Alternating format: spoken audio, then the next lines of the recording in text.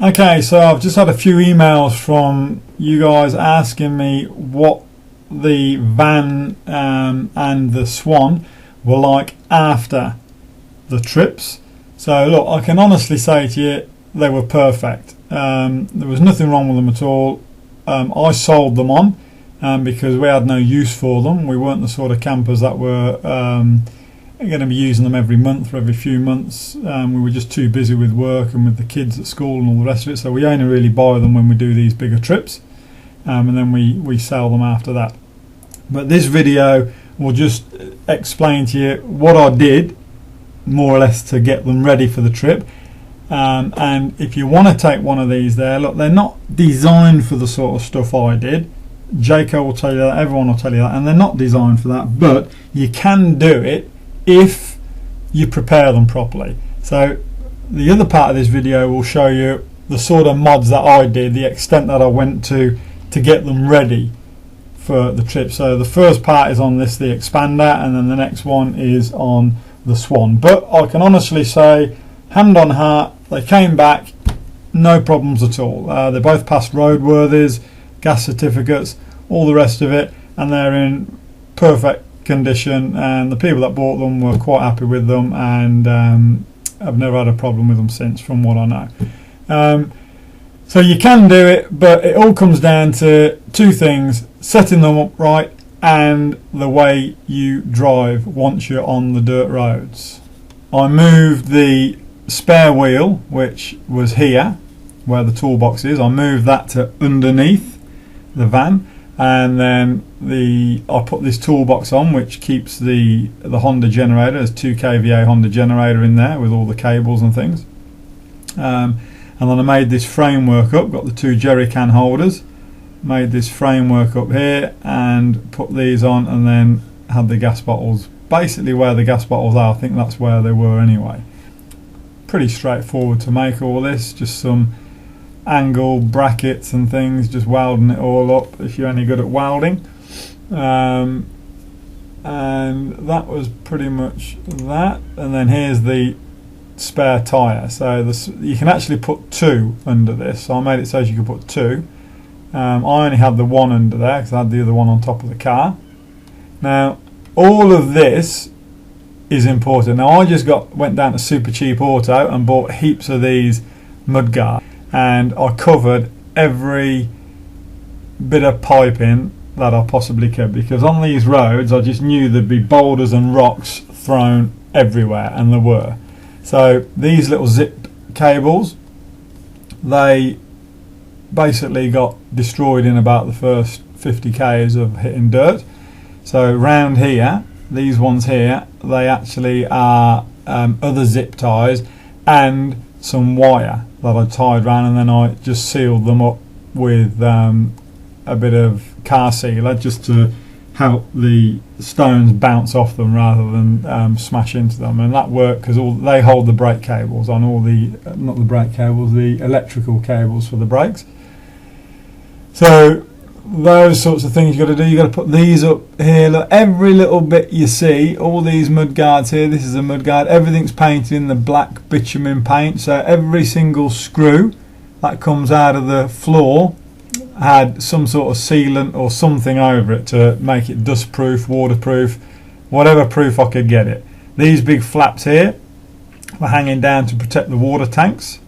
This is why Jayco do it I don't know, but this is the electrical cable here. This is a big junction box in here, and it's just, I know it's only 12 volt and it doesn't really matter if it gets wet, but you don't want it to get wet if you can help it, obviously. And where I was taking it, I wanted to make sure that nothing would corrode up all the joints and things in your starting drama. So anyway, what I did was I just got some 90mm UPVC piping and drilled a couple of holes in the end caps, glued them on, put the cables inside it, glued them on, and then sealed them completely. As you can see, just smash seal it all over it, and then used this bit of steel here, just a bit of tin, and screwed it up into the floor, and just one little one there just to hold it in place, and again worked fine.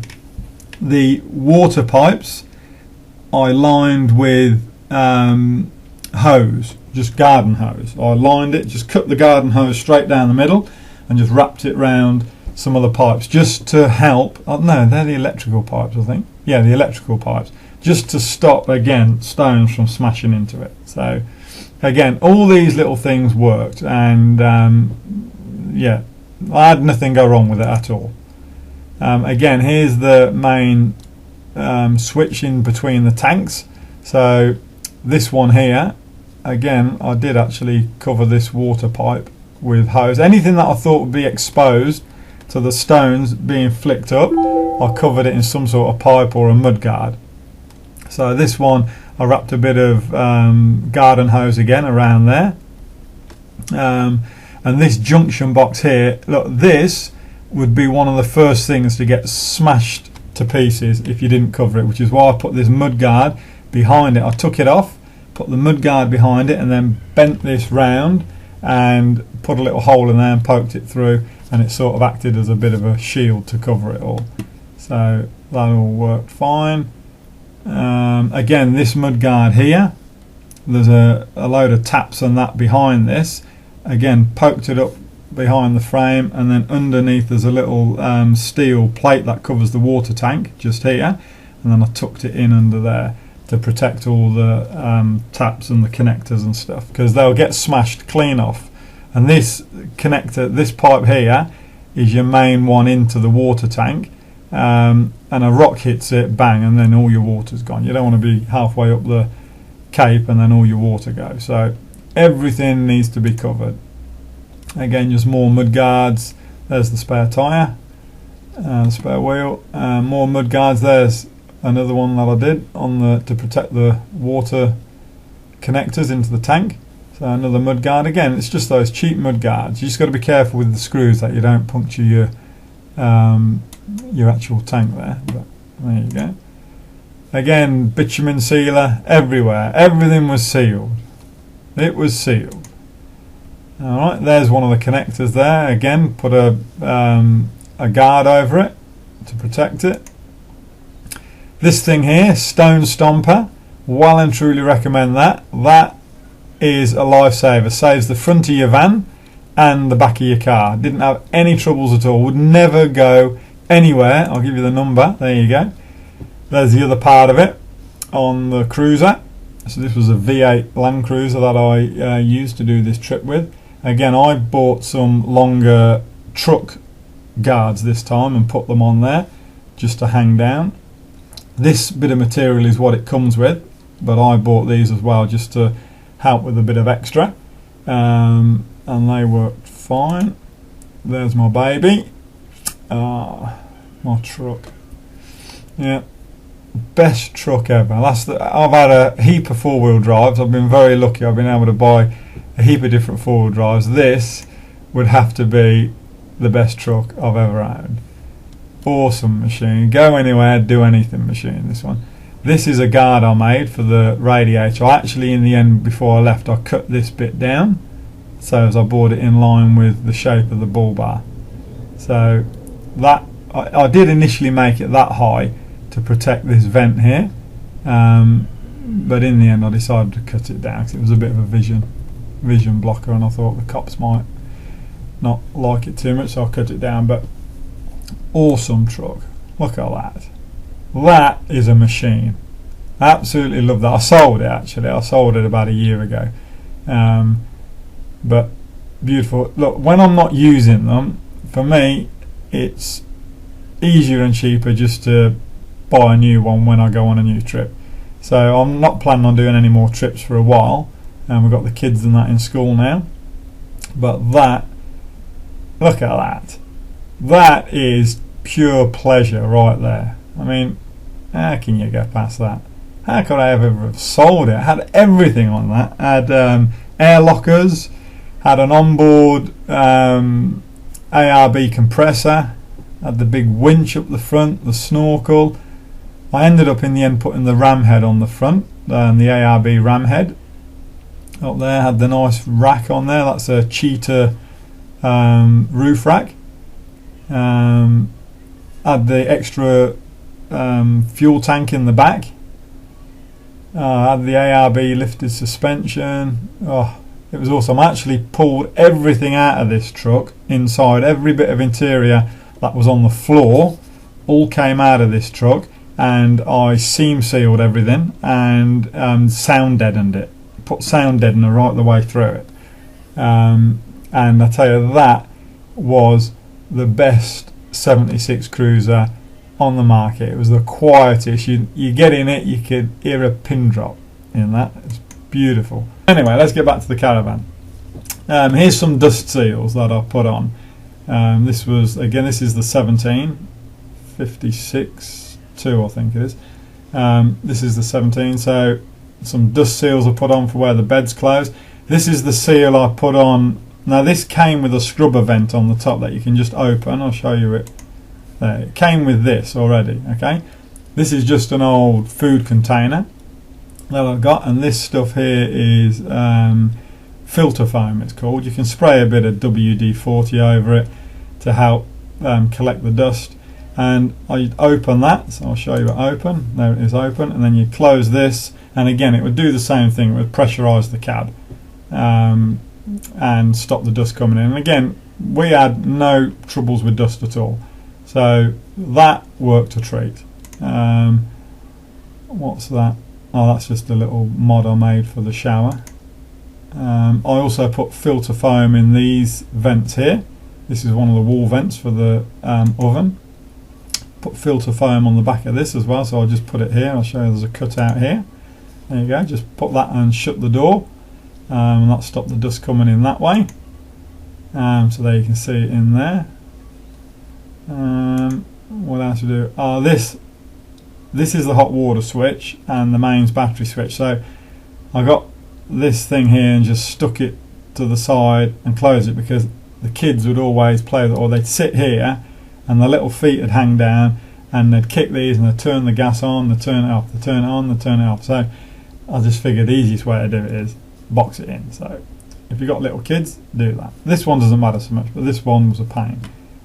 Really, all of these for me should be, and where they are now, they're actually in the new vans, they're putting a cupboard up the top out of the way, which is how they should be. So anyway, that's what I did there. Just open it to turn it on, and it just was stuck on with sticky pads, you know, Velcro. And that's it with the cover on. So that's the Expanda. And again, look, it came back, not a problem. Obviously it was dirty, but I'd cleaned it. This was after the trip, so this was after we took it up the Cape and over the Gibb River Road. It was dirty, but you can see the dirt all over it. But I mean, that's obvious. We've been on thousands of kilometres of dirt road. But look, it came back perfect. There was nothing wrong with it at all. I can honestly say nothing broke on this van, but I have to say every single screw inside this van, every cupboard I opened, and the 4, 8, how many is in there? So there's 2, 4, there's 8 screws I think holding each door on. Took every one of them out one by one, dipped them in a little bit of liquid nails and put them back in. So they're the sort of things you've got to do if you want to take these things up, to the places I took them to, and you want to bring them back in one piece. All right? Well, that's what I think you got to do anyway. You know, I mean, some people may go, I took it up just as it was, but I mean, fair enough if you do. I just would rather err on the side of caution. So I did pretty much everything I could to make sure it came back in good condition, and I have to say each one of these vans I've taken, look, I mean, this is after the trip, so you can see nothing's dirty, nothing's covered in dust. There's no, normally, I'm sure if I hadn't used this little scrubber vent here, I'm sure this whole van would have been red. All this would have been red. And normally the sort of stuff the places we've taken this to, everything should be red in here. Like all these bars, the little bits here, anything white should be red, really. I mean, everyone was amazed. Even the guys at Jayco couldn't believe that I'd taken it there and back, and up to the top of Mitchell Falls. So, as you can see, all the bits here. Normally all of these zips, all the rest of it would just be red from where we've taken. This is the back part of the van. It would normally be red. I mean, you wouldn't get away with it, but you have to pressurise the van. You just have to pressurise it. That's all there is to it. So look, you question about how do they fare up afterwards. Absolutely fine. The only reason we sold the vans was because if we're not using them, which we didn't have time, we run our own business, they're pointless just sitting there. So we were only using them to do these sorts of trips with. Again, this is the back bed. Look at it. Perfect. So not a problem at all. And this stuff, once that red dirt gets into things, this canvas would stain. You would not get the red out of it no matter what you do. So if it was covered in stains, covered in red, you'd see it now. This is how it would be. So now we move on to the Swann, the Jayco Swann. Now this is the one I towed down the Hay River track and over the Simpson Desert. There's a little tear in this is the damage that came back with a tear in the fly screen. That's about it really. This is after we'd finished the trip. We just got back and we were cleaning it out. Okay, so this is inside. So as you can see, everything's good. All the curtains again, all the same colour. All the whites on the back of the curtains are all fine. Fridge all good. You see all the seals on the door. This is all fine. All these seals here, the sliders, everything all the same as they were, just like new. Here's the mattress. So again, you can see spot on. Not a problem at all. We put these bags over them. Just to stop the bedding and things getting damp if we shut the thing down, it had been raining or anything like that. We were pretty fortunate that we didn't actually get any rain. There's a bit of dew here and there, and this did keep the bedding and that dry, which was good. And you just push it back and put it around the edge when you're going to sleep. This was one of the mods. I had to do this. Was the bed support, so I had to move the bed support and put this on. So there's one of them. There's the other side.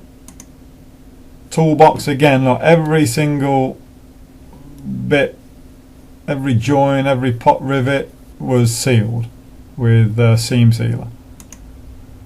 Here's my magic vent that I made. This is the reason we were able to do this trip. Without this, I'm quite sure after about 100 k's of this dirt road, before we even hit the Hay River track, because we went for probably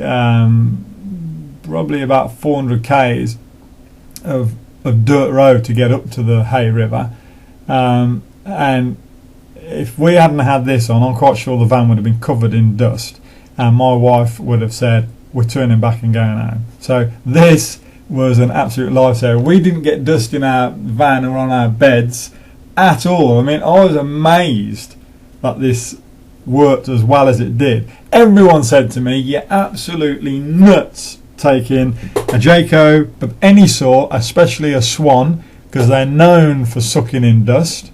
You are mad taking them down the Hay River track, and that it'll fall apart and you'll never make it, and it'll cost you 10-15 grand to get it towed out.